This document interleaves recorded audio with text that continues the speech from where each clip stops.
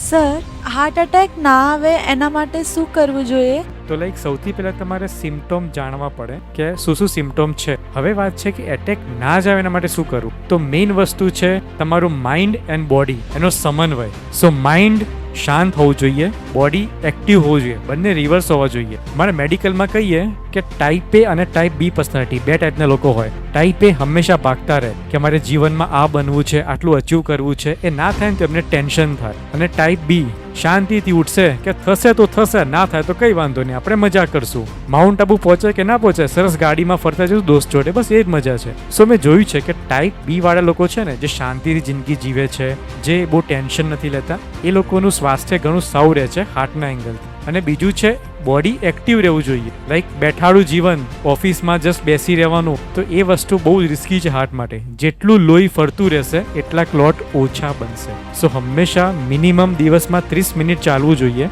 અને એક વીકમાં મિનિમમ 150 મિનિટ ચાલવું જરૂરી છે. અને જો તમે સ્ટેપ્સ ગણો તો પર ડે 7,000 to 10,000 સ્ટેપ્સ એ હોવા જરૂરી છે.